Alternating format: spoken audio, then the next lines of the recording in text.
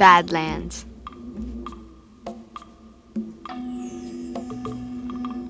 These rugged mounds of earth loom over the prairies of Canada and the United States.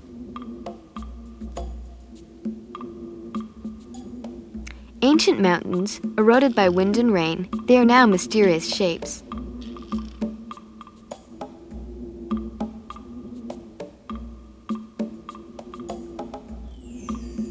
Once the dinosaurs lived here, and their bones can still be found among the rocks. Now it seems that nothing could live here. Just the occasional hat of grass.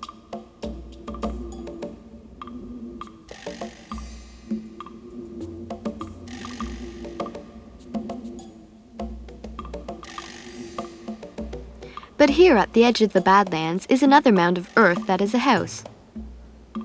The house of a prairie dog. It's actually an entranceway to the house, as prairie dogs live in underground burrows.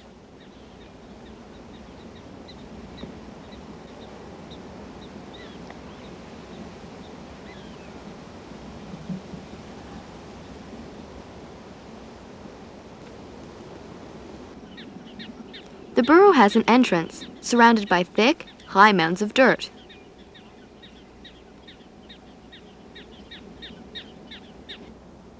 And an exit. And several tunnels joining the entrances together. A grass-covered nesting area is the main room of a burrow. There is also a bathroom and a storage area where burrow dirt is stored. Near the entrance is a listening room where the prairie dog can hide and listen to what's happening above. The entrance of the burrow is very special. Its walls must be thick enough to stop water from pouring in during a rainstorm. Prairie dogs spend most of their days outside, but during bad storms, they hide in their burrows.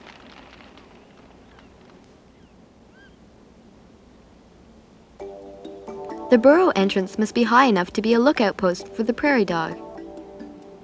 And it must be cleared of tall grass so the owner can see in all directions. Prairie dogs spend a lot of time cutting the grass next to their burrows.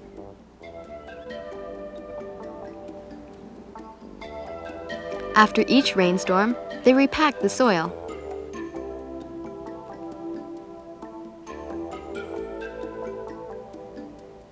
Their square noses make perfect little battering rams.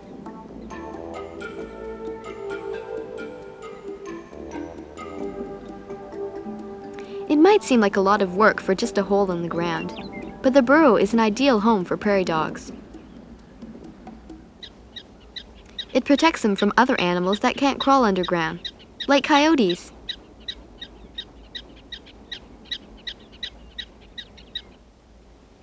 And it protects them from the weather. On a hot, sunny summer day, the temperature above ground can be a very sticky 40 degrees Celsius. But when the thermometer is placed down the burrow,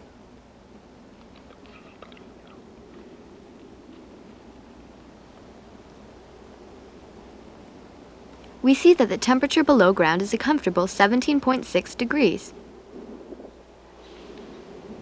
Prairie dogs like to live together in one large family or coterie. Each family member has his own entrance to his own house.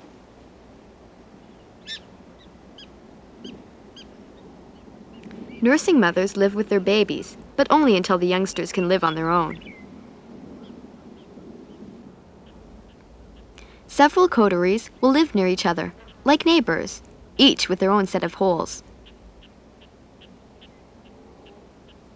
As the families grow and more burrows are dug, the neighborhood grows into large prairie dog towns are formed. One prairie dog town in Texas has over 1 million animals.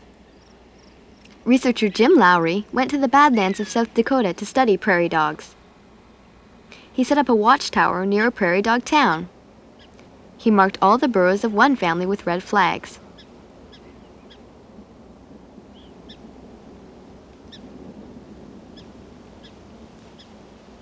This family claimed almost an acre of land.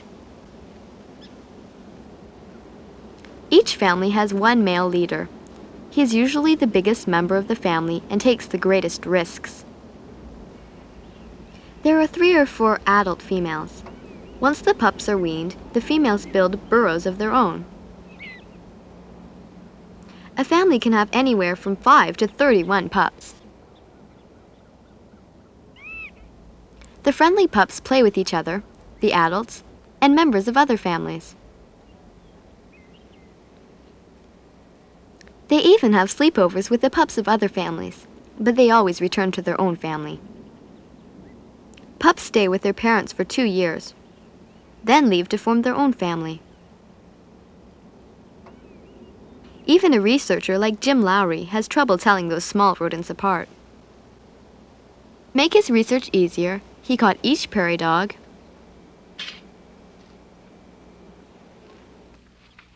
weighed it,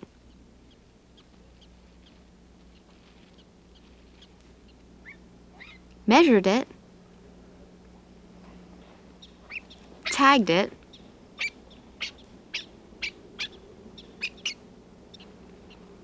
and painted a large number on its back.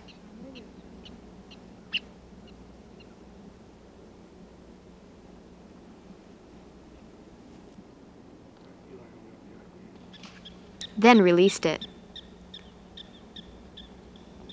Each family was painted a different color.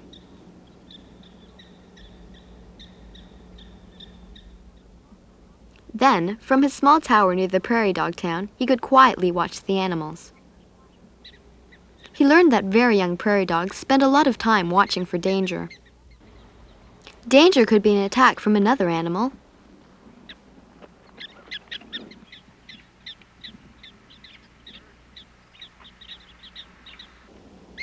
or danger could be a land claim from a strange prairie dog. When this stranger wanders into the family's territory, he's quickly attacked.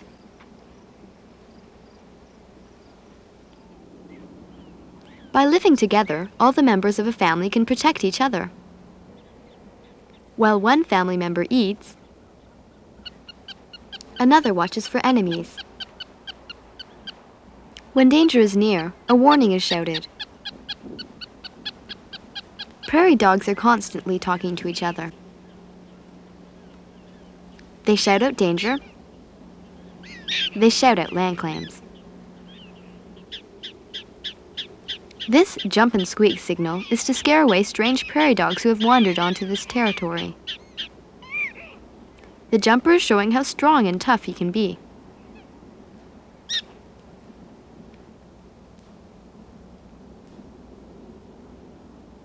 This is my burrow, and I am strong enough to protect it, he is saying. Prairie dogs not only like to shout, they like to touch. Family members will spend many hours kissing and grooming each other's fur. Prairie dogs greet each other with a teeth-baring kiss. They show their teeth to scare away an intruder. But if the greeting is to a family member, they will start grooming. Grooming cleans the prairie dog's fur of dirt and small bugs. It's all part of staying in contact.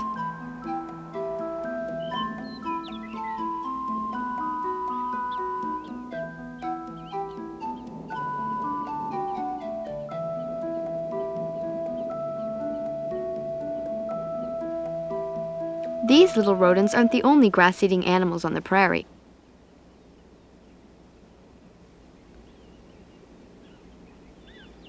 There is another very large grass-eating creature. The bison. Commonly known as the American buffalo, the bison can grow as tall as a man and weigh 10 times as much. Bison live in protective herds. When they graze, the calves and cows tend to stay near the center of the herd.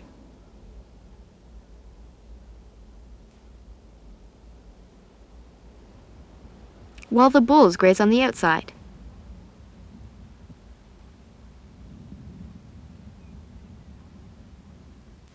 Although they are certainly different in size, Prairie dogs and bison help each other survive.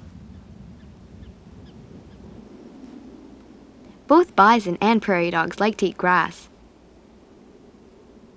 But they like different types of grass, so there's plenty of food for both animals.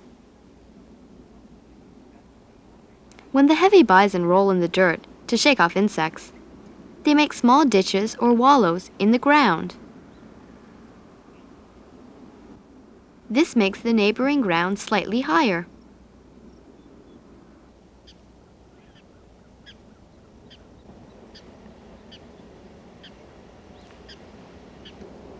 Perfect for a prairie dog lookout. And both animals help the soil. While the heavy bison packs the soil down, the prairie dog loosens and pushes up the underground earth when he builds his burrow.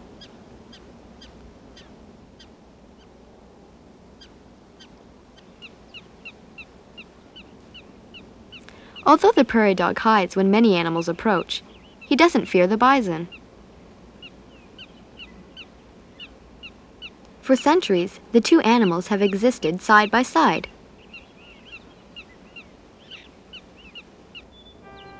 The vast herds of bison and enormous towns of prairie dogs were frequently found together.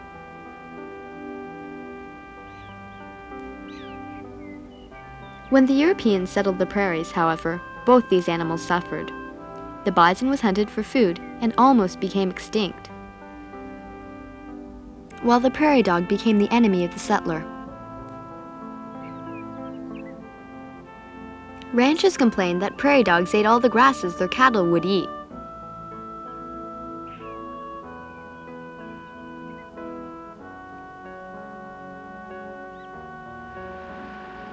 While farmers said prairie dog burrows cut into their fields and destroyed part of the crop.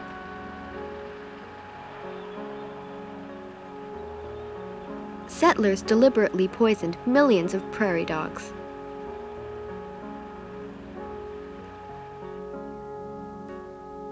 Today, most prairie wildlife can be found in wildlife reserves, like the long-billed curlew that hunts at riverbanks, the pronghorn antelope that eats prairie grass,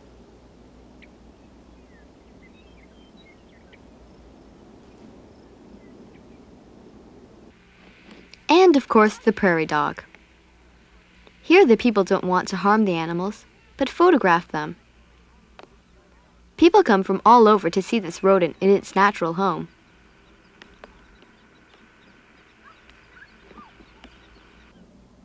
And here the prairie dogs are allowed to breed and prosper without destroying crops, or being destroyed.